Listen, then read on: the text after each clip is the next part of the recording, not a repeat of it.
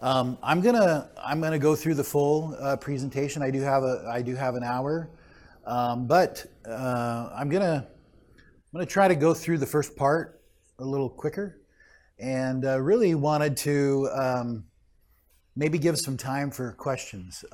Subsequent to that first half an hour, I had quite a few people, obviously not finishing the presentation, but also just asking a lot of questions. And so the purpose of my presentation really is to give something that you can use when you go back to your work, and to offer something hopefully useful and practical. So with that, just quickly, AdvancedMD, we're a medical software as a service provider. We provide software to doctors, small clinics. We provide medical billing, practice management, prescription, electronic health records. So we're definitely in the HIPAA regulated space, privacy. So very different environment than when I was at Ancestry.com, where you deal with all dead people, right? That's a joke. Anyway, just that different environment. And we're based in South Jordan, or Utah, near Salt Lake City. My role there is Senior Director. Oh, that's a misspell. Senior Direction, yeah. Senior Director of IT Operations, responsible for data center, cloud services, all IT. And I tell my team that I really like operations. I really find a lot of satisfaction. Most of my career, 20 plus years of my career, I was on the development side, and while definitely enjoyed that as well, there's something about the operations side, because that is where it becomes real. It's where it's running, it's working, you're interacting with the customer, and you just have that little bit of a tighter, if you will, feedback loop about your product and how it's serving your customer. So I really enjoy that aspect of operations. It's a little bit of a different pressure than you would find on the development side. I have a couple of strong beliefs, and they asked if I wouldn't share a little bit, just about what I value and what drives me. First, many of us are leaders. We lead organizations, we lead people, we work in companies, but I feel that management at its core is what I would call one of the more nobler professions, because it does affect people so profoundly. Think about how much time people spend under our watch and under our purview and care. And I think we have a responsibility to make that experience for people to be the best that it can be. And so that definitely drives. I know I'm not perfect at that, but I think as a leader, that is something that we should all strive for. And then secondly, I really want to help create operations within my company and within other businesses to be what I would call a strategic asset. And typically, operations is not viewed that way. In some cases, it's viewed as a necessary evil. Maybe in some less antagonistic situations, it's viewed as a cost center, which needs to be minimized as much as possible. So you have a different spectrum of attitudes toward it, but regardless of the accounting that's applied, operations should, in my opinion, and can be a strategic asset to the business. And the rest of the business should look at IT and operations we all know developer tend to get a lot of the glory. And but the true heroics, in addition to the developer side, but many true heroics are happening on that operational side. And to become a strategic asset where the business says, wow, this operations group is providing a path and providing a way for our business to be successful, is my objective. So this is my story, this second opportunity or second chance. Having been at Ancestry.com about 7 years, so it was about 2011, I began to lead, if you will, a DevOps transformation at Ancestry. I didn't even know what that, hadn't even heard the word DevOps. I think it did exist then, but it was in very small, there were no conferences like this. That didn't exist really at the time. Maybe had DevOps days had happened then, but anyway, we began this transformation really as an outgrowth of our Agile practice. We began doing Agile, and as teams began to consistently produce working software to ship every 2 weeks, we incurred a deployment problem. And I was very much involved in that Agile transformation. And the CTO at the time said, hey, this is great, John, but we have another, you have created another problem. And we need that one fixed too. And I didn't really know what to do. But then the book, Jez Humble, the book Continuous Delivery, hit the shelves. And I didn't know what that was. I was like, it sounds good. And first chapter I read and I devoured it, and I'm like, wow, this is probably the answer. So we went down that continuous delivery path. And over the next 3 years, went through quite a transformation, adopting new tools, adopting new process, going from regular deployments every couple of weeks to at a pretty regular level deploying about 40 times a day. So quite a change. Now fast forward several years later to AdvancedMD. Different industry, different place. And many of the assumptions that I had, or the things that I learned and the assumptions that I gained while at Ancestry, when I came to AdvancedMD, did not hold. And I realized then that every business was different. And although I understood principles of DevOps quite well, I felt like I was relearning how to apply them in this new environment. Here were some of the challenges that I came into that weren't necessarily the same challenges that I had at Ancestry. For instance, a centralized DevOps team. Now, when I came in, there was this team over, everybody, hey, that's the DevOps team. They do these things. They were deploying code. They were managing the builds. They were doing a lot of what I call release engineering type activities. And when I had a first meeting with my operations group, and I was a little bit ignorant of this. I mean, I knew it existed, but I just didn't understand kind of what was really going on. And I talked about how we were going to adopt DevOps and try to change the culture. The response I got was, well, we don't do DevOps, they do.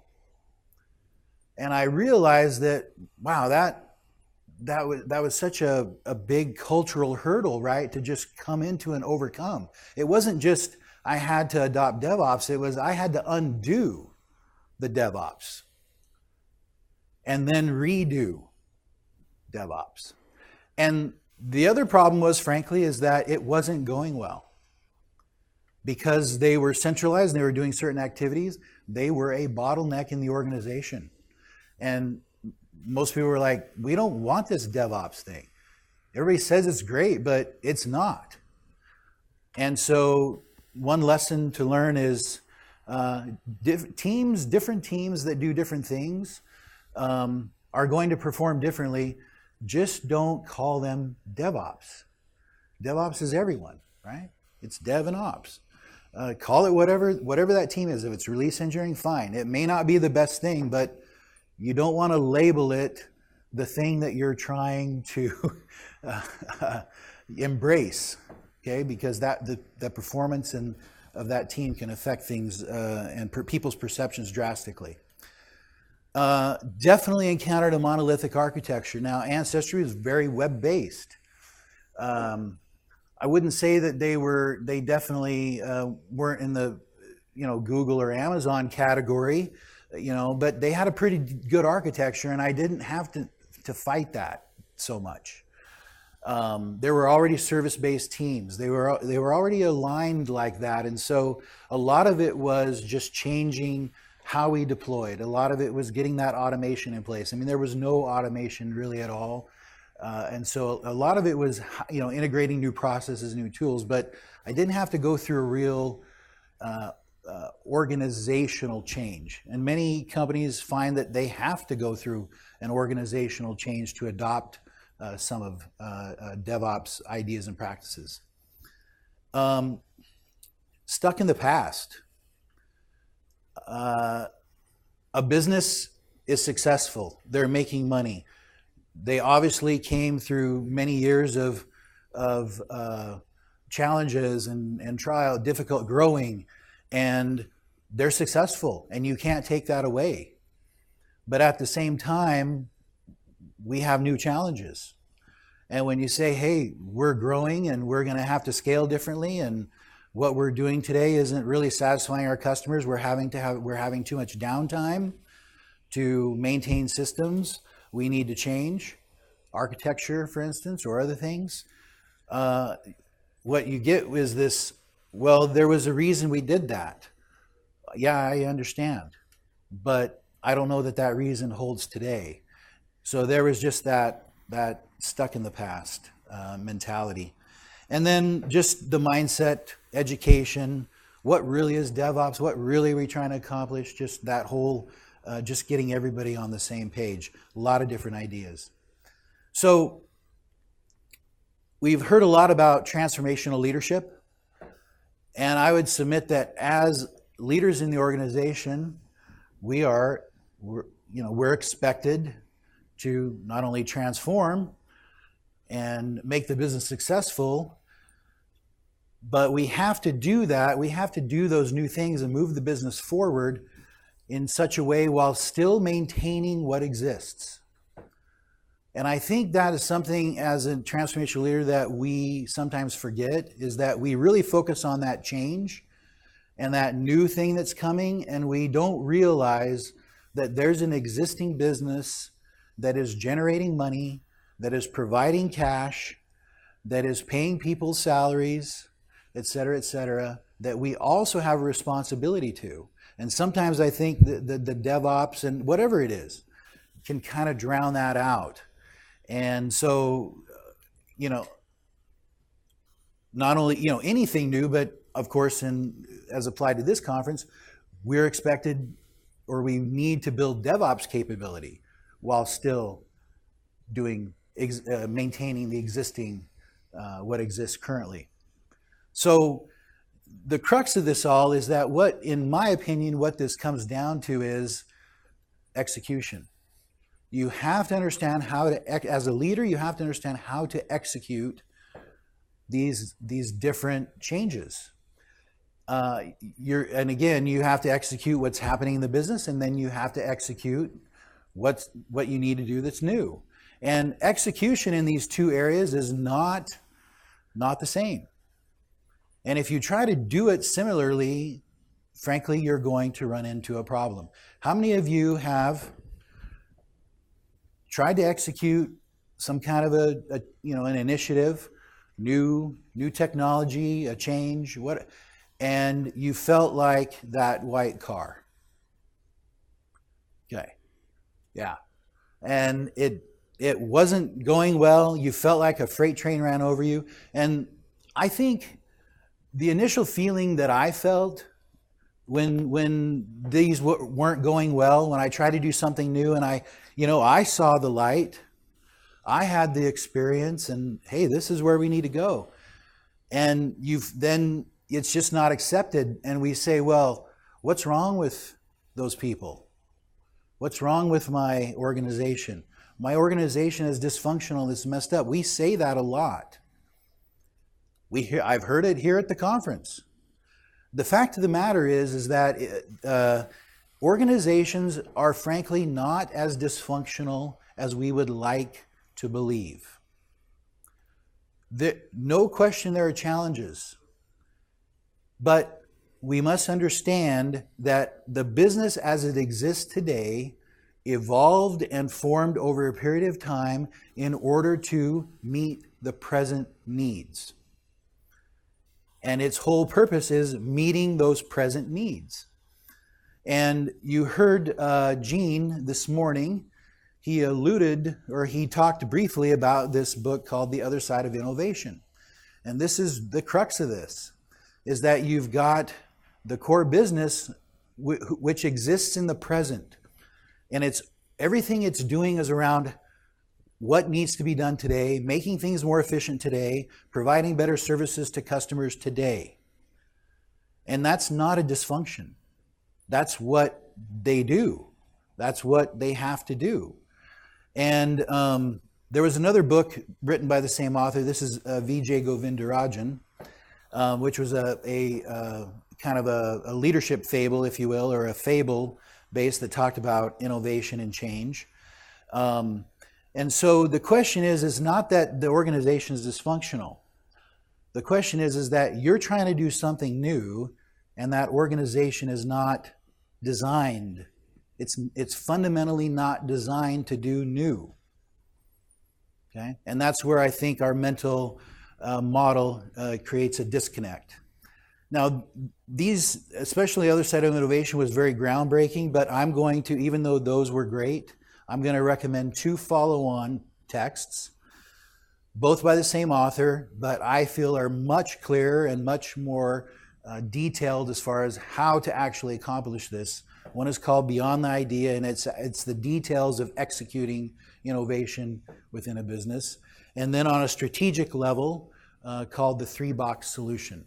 And I'm going to go into a little bit of that today, because what happened at AdvancedMD was at Ancestry, in hindsight, I looked back and I said, oh, I was executing a certain kind of innovation that had certain challenges, but I didn't encounter other problems. But in AdvancedMD, I was executing a different kind of innovation that was and I was trying to do it the way that I had done it at Ancestry, and at AdvancedMD, it wasn't working, and I had to change. And this model helped me extensively. So, real quick, very high level, the 3-box solution says that a business is, with regard to innovation, is concerned with 3 areas. And this seems very simple, but it's very profound. The past, the present, and the future. The present, obviously, is what the business is doing today, which the business is optimized for. The past, but if you want to do innovation, there are things that you have accumulated over time which is looking back in the past, that you need to now selectively forget. Those things that you once valued have to be forgotten. Then the future, you realize, right, this is where I think in DevOps we see where it can go. We see what can be realized. We see that future. The challenge is that to create the future, if you know you need to be somewhere in 1, 2, 3, whatever years, you got to start today. You build the future today. So DevOps, frankly, everything we talk about, everything I hear is really about how do I forget the past? How do I stop doing what I'm doing now? And how do I do something different? Because frankly, if you're already doing DevOps, then you're in the present. Why would you be at this conference even? So that's where the conflict comes. So the metaphor, Gene also mentioned this, the metaphor that's used for your core business, your current business, is called the performance engine. And it's been optimized over the time, right, to provide service, product, whatever to your customer. And it's efficient all around, that purpose. And we know that our businesses aren't, perfectly efficient, but for all intents and purposes, its whole purpose exists around providing that service today to that customer. And so what happens then is, between the things we want to do in the future, the new things we want to do, innovation, change, etc., and existing business, we have a fundamental incompatibility. Okay? Ongoing business, ongoing operations wants repeatable, predictable. I think any of us that have been in budget meetings or forecasting, they want repeatable, predictable. But innovation is not repeatable, predictable. How many of you knew when you started a new thing that you've never done before, even if you heard it in a conference here? How many case studies did you hear?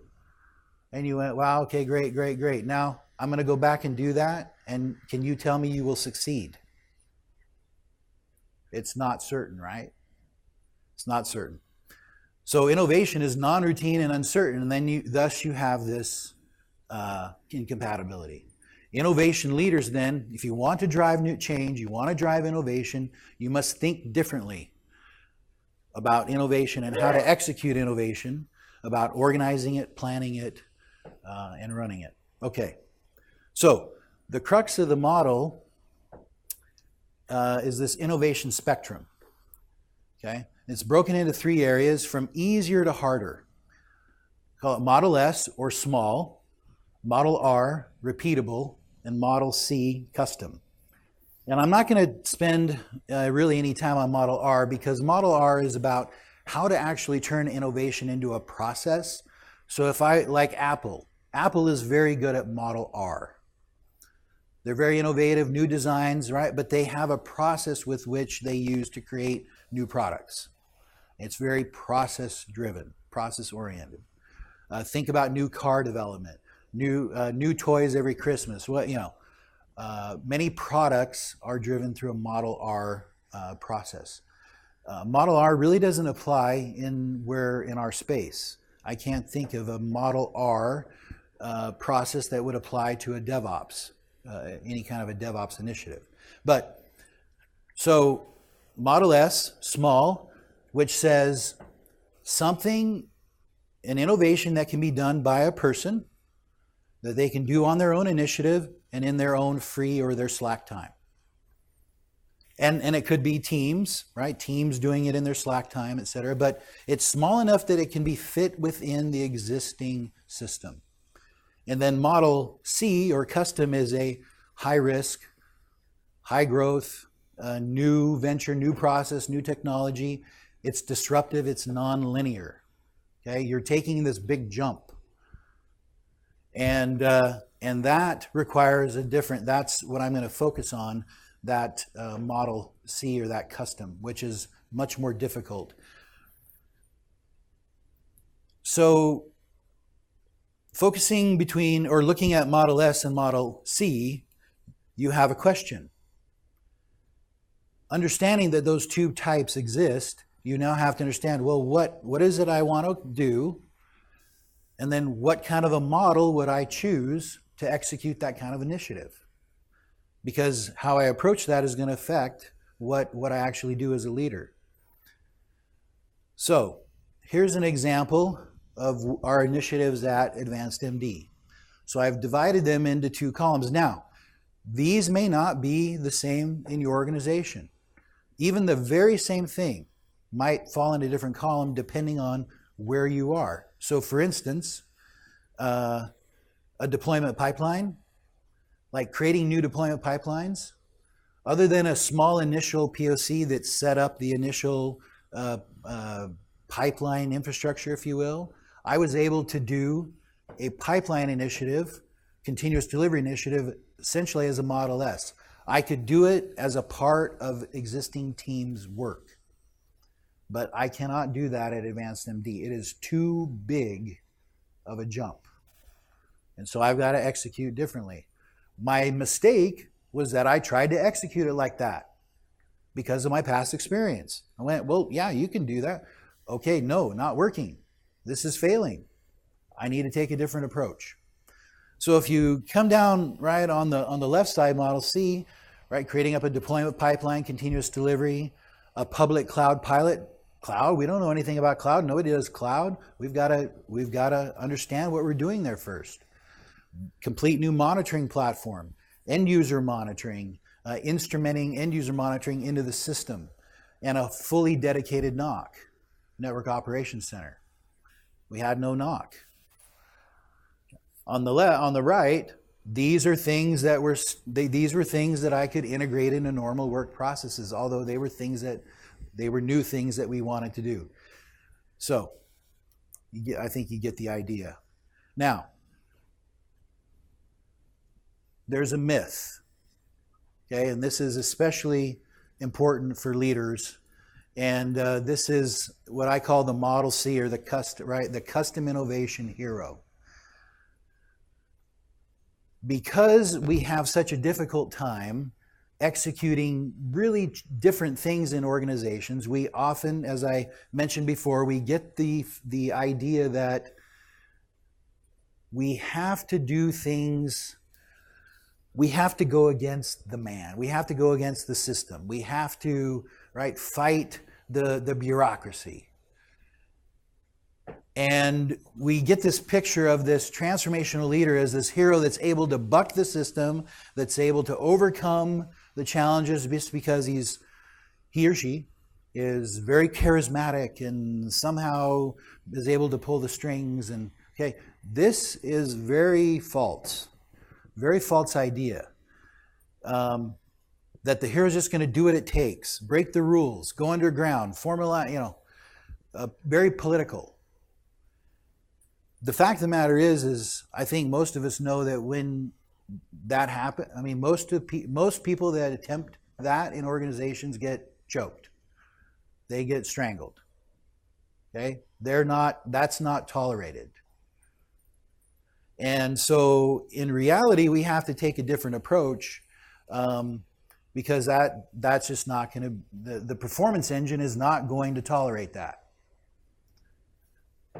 So, the model of how to execute a Model C, or that custom type innovation, that disruptive or that nonlinear change, is that two things. One, you need to build a dedicated team, and two, that team has to have its own special plan. However, the other key component is that you must have a synergistic shared relationship between the performance engine and the innovation team or project. You have to have a partnership. There has to be a connecting link, if you will. And without that, ultimately, this is going to fail. Okay, so let's talk about some common execution errors when you create that team and when you begin to execute. So you, as a leader, you secure funding, you secure resources. That's important too. If you can't secure that, if you can't get that dedicated team, are you going to do the initiative? I wouldn't. I'm not set up for success. So I've got to secure those resources, and I've got to secure whatever funding I need to execute that way. If it's a Model S, I can go ahead and work it into the existing system. Okay. Common execution errors, right? One, failing to create the dedicated team or getting resources or budget for that dedicated team. Two, breaking the performance engine. Doing things in that innovation team that actually affect the performance engine negatively.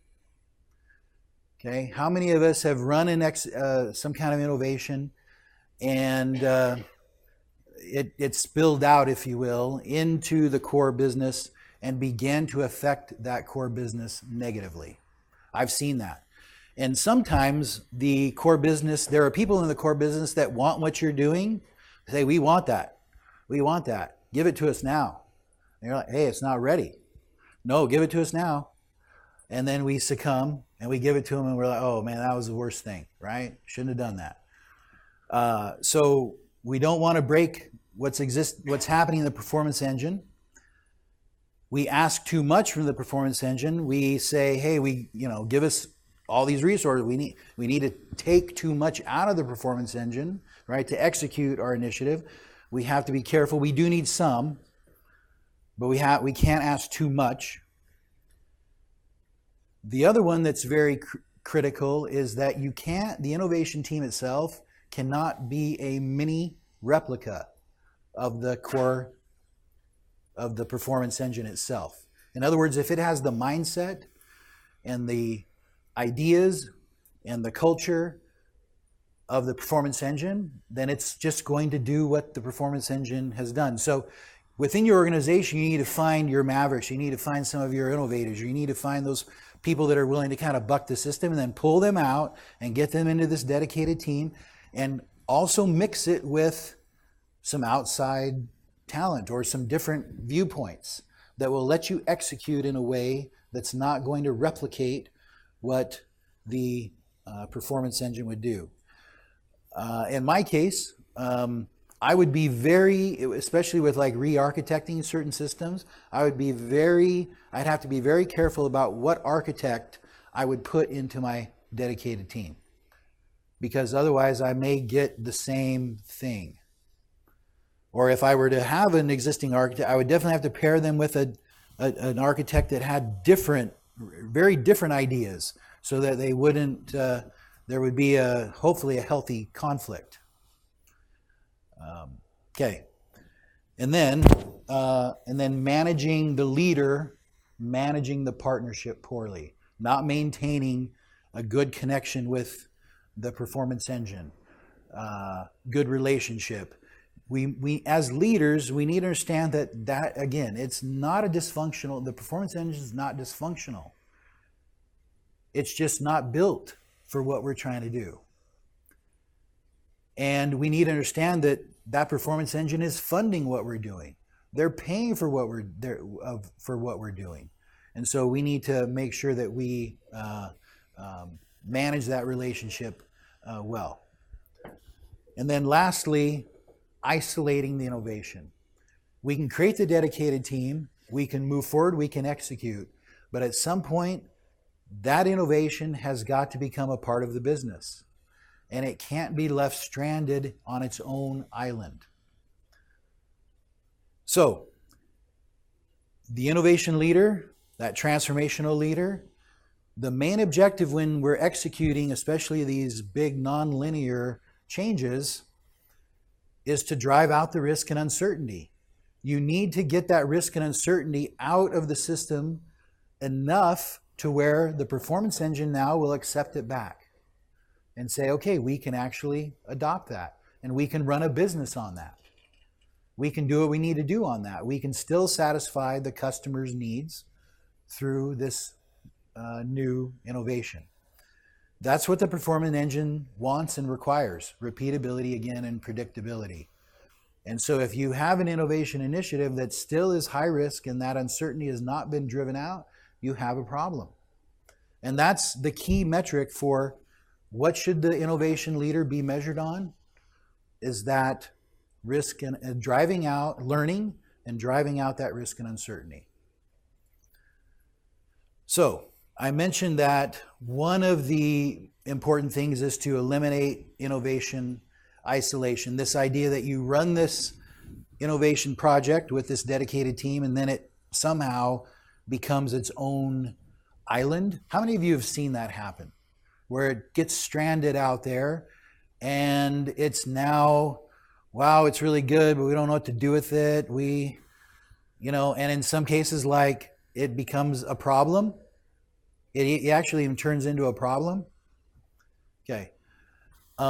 So once that risk and uncertainty is driven out, the leader must guide it back into an integration with the performance engine.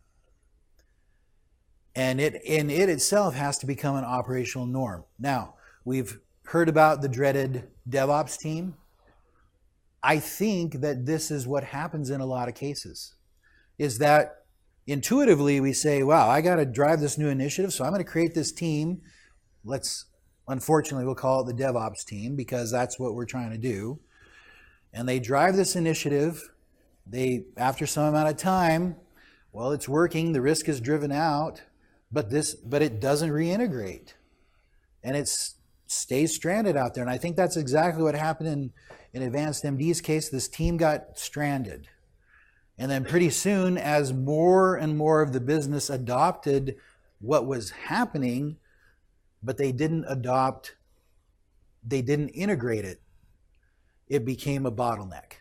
And then it became a problem. And then it became, how do we get rid of it? And then it became, I don't ever want to see DevOps again. That kind of a thing. So we have to be careful that we don't strand those innovation teams outside of that performance engine. How to do that integration? I mean, there's a lot of different ways to approach that. But one is, obviously, if you've kept that good relationship, that you've got the innovation team and the performance engine, and you've got this change now. You've got this incompatibility, right, that still exists. But now you need to bring them together, and you have to now decide, well, which way do I go?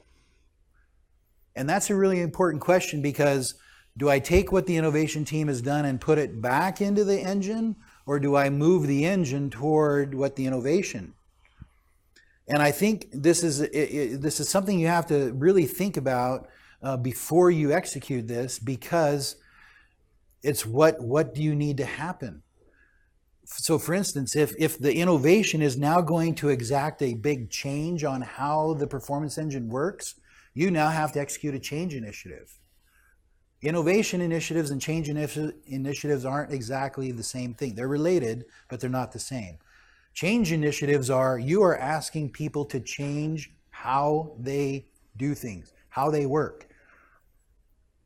And that might require a whole organization to make that change. And so how you bring that back together needs to be thought out and planned. But here's some options that I came up with. One is, sometimes as we can provide a service, especially if it's something like we can self-service. I don't like service teams that do things for people because they end up being bottlenecks. But if I can create a self-service, I think you can provide that, and that's a win. Deliver and adopt frequently. Have the innovation team regularly delivering product, if you will, into the performance engine on some kind of a cadence, sprints or whatever, just like they were delivering to a customer. You could rotate workers into the innovation team. It's kind of like the training and reintegration, that kind of a dojo concept that Ross talked about today. That could be an effective way to integrate change or this innovation into the performance engine. There are other possible options, just depending on your company and your context. Okay, the summary. I think I got a couple typos in here. Understanding and applying the model improves the success for both innovation and the performance engine and their initiatives. That's what I experienced. Once I understood how I would categorize the different initiatives, it changed how I approached executing them, and the success for both went up. Not all initiatives will succeed, because if I can't get that uncertainty, then I'm going to just say, okay, fine, I'm done. That's shut down. We'll try something else. But in the process, I haven't put at risk the performance engine. So 2, the demand and capacity between the performance engine and the innovation is balanced. I think this really helps avoid overcommitment. In other words, if you can't secure the funding, you can't secure the resources, then you don't execute the initiative. It's pretty simple. Many times we try to push that Model C, that nonlinear, into the performance engine, and it just doesn't work. It gets out of control, and we promise we can't deliver.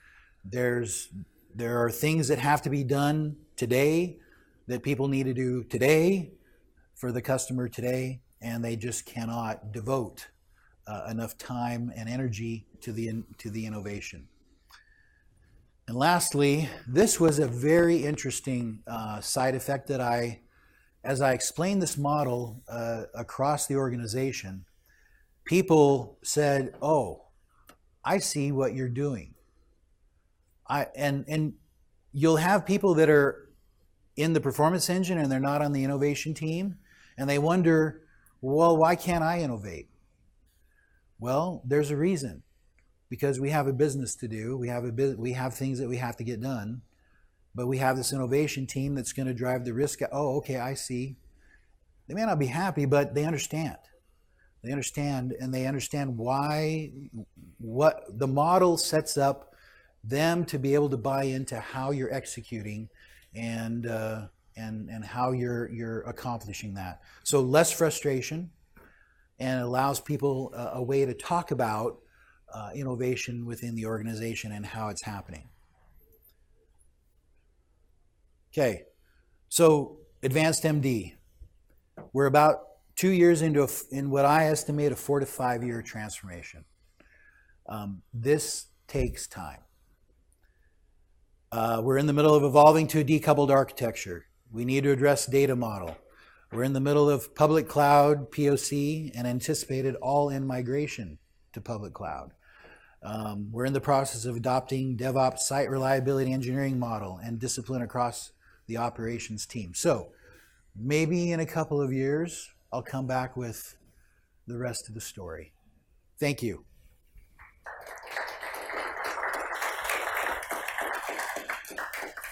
So we've got about 15 minutes.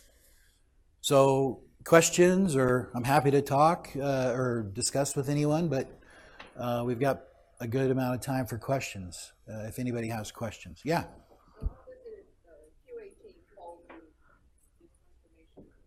The QA team, they're a part of, so depending on what the initiative would be, if it was an innovation initiative and we needed QA resource, we would put QA into the innovation initiative.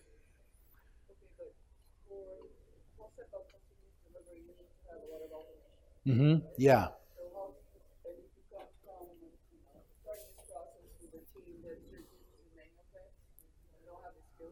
Right. Right. So this is a question. So the question is doing continuous delivery, and how does QA, especially manual testing, integrate with that? So continuous delivery, fundamentally, if you want a high quality deployment pipeline and you want that pipeline to move quickly, you have to have automated tests. There's no way around it. And the question would be is, you've got some QA folks that maybe don't have that skill.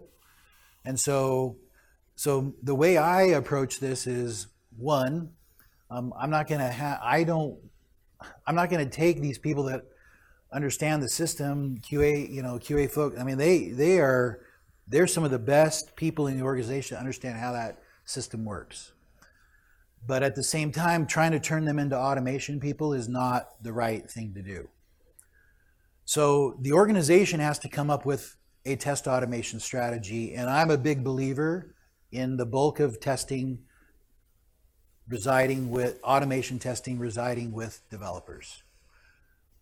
The fundamental thing is, I think leadership, engineering leadership, has to create an environment where developers understand that writing code and testing code in an automated way go hand in hand. And to remove the burden of doing excessive regression testing and all of that, right, off of those QA folks, and let them focus on what they do best, which is exploratory, ad hoc, finding what the customer would find that automation can't find. I don't know how many times I've heard when we've had a problem and I said, hey, what's our automation coverage? What? Well, John, that bug wouldn't have been caught by automation. Well, I don't really care. That's not the point. The point is that if I had a QA person that didn't have to spend their time on regression, they might have caught that.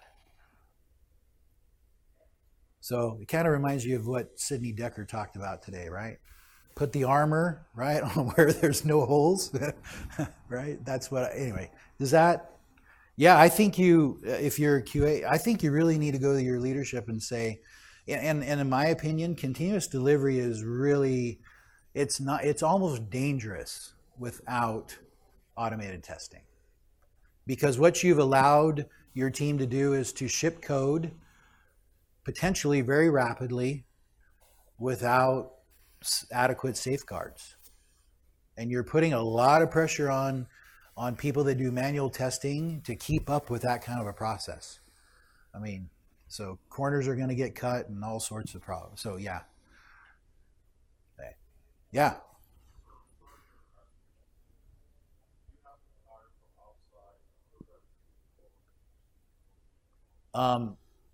Absolutely. Yes. Yeah, so to create that transformation team, you'll want to, I mean, it depends, but you definitely don't want to create a replica of your existing organization. So you need to either, one, locate people within the organization that, there's always those few, right? They're always pushing the boundaries. Yeah, those, but also seeding with maybe some folks from the outside that can also give a different perspective. So absolutely.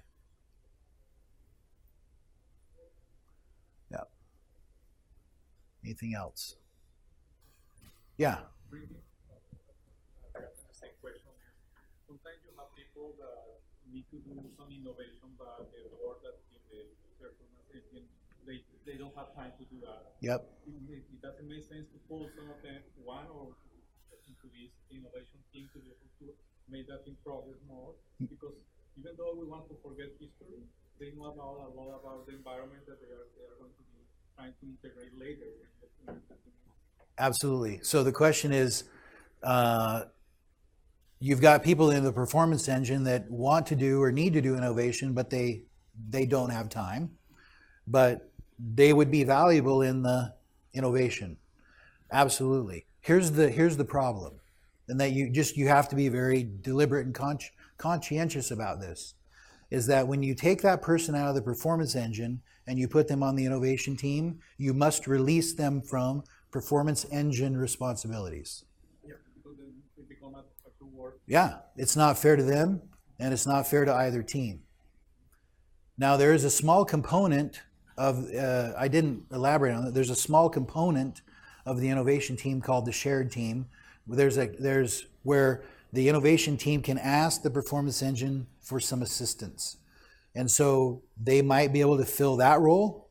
But if you're going to move them onto the innovation team, you have to release them. Now, I have exactly this. I had one person that they had expertise. We had a couple of people, but this person had expertise in this one area, and I put him on an innovation team. And then there were issues and things came up and and I said, well, you can ask him questions, but he can't really do work. He's on this innovation. And until we kill the innovation, I'm sorry. And they were not really happy about that. But I said, do you want the innovation or not? We can't have both, right? That's the fundamental incompatibility. So absolutely. But this is why you need to understand, because you need to go back to the performance engine and say, here's what I'm doing, here's why I'm doing it, and this is how it's going to impact you, and can you cover that? Absolutely. Yep. Sorry, there was a couple other hands, I think. Oh, yeah.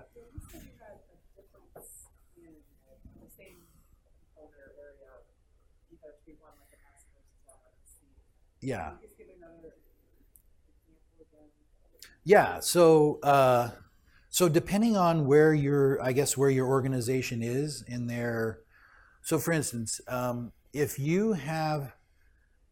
if you already have teams that are, we've heard a lot about like two pizza teams, small service-oriented teams. If you've already have that model, then you're going to be able to execute probably a lot of these DevOps initiatives more as a Model S. Okay? Because remember, one of the biggest predictors of things like continuous delivery, Nicole Forsgren mentioned yesterday, one of the biggest predictors is a decoupled architecture. Well, decoupled teams, they tend to kind of go together. And so if you have that, then a lot of these become more Model S. You're like, yeah, I can just kind of run it as part. It might take some time, but I can just do it as part of my ongoing. I just have to make some, put a priority on it and just kind of put it through the existing system.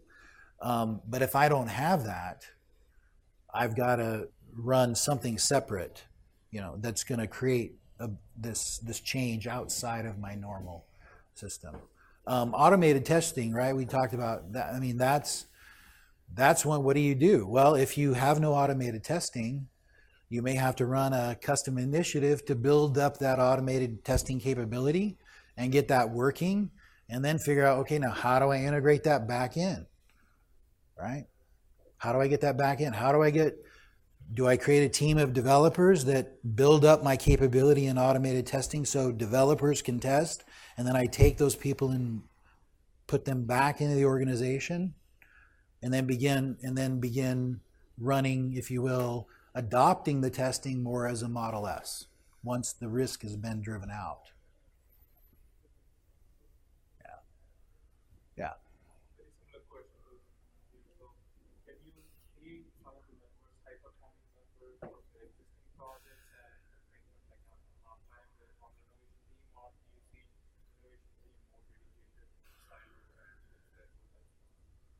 Well, so I kind of go by that Bible verse that says, right, a person with two masters, that's a problem.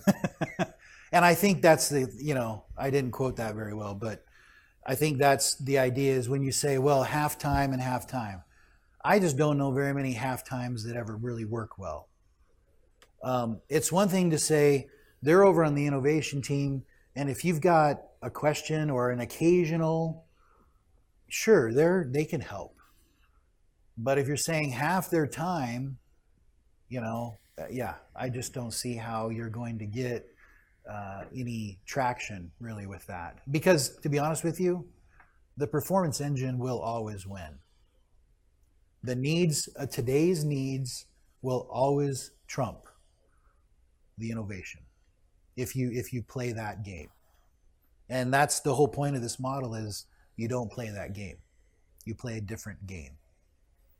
Right? Yeah. Yeah.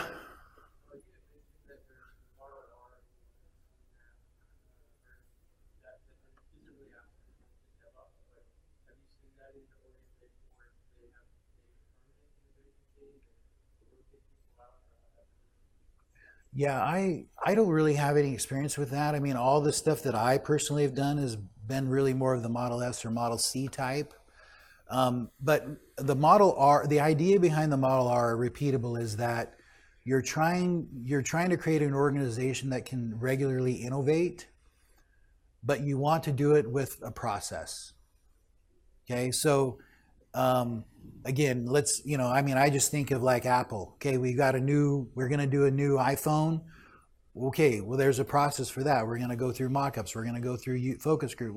Whatever the process they do, they have a process that at some point generates the new product. Pixar, I think, would be a Model R type, highly innovative, but they definitely have a process. How do they continually release movie after movie after movie that's so innovative and so creative? They're Model R. Okay, that's what they've figured that out.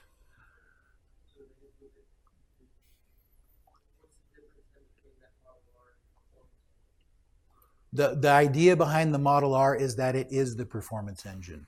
You're using the performance engine to create new innovation.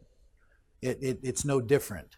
That's why they categorize it like that versus a Model C, which is if you're going to do something now that if Pixar said, well, we're going to do something completely different that goes outside of this process that we've created of how to create these cool movies, then they're going to have to do a Model C. Yeah. So I just don't see DevOps. I mean, most of the stuff that we try to do within the DevOps space, we would either run within our existing teams or we would have to do a Model C to make it happen, because it's, in many cases, it's so different than what we do today that, you know, it just, we'd have to do, you know, we have to do it like that. But maybe your product development group or maybe what you ship to your customers could be done, that itself could be done with a Model R. Yeah. Okay, just a couple minutes. Anything else? Yeah, thank you. Have a great time.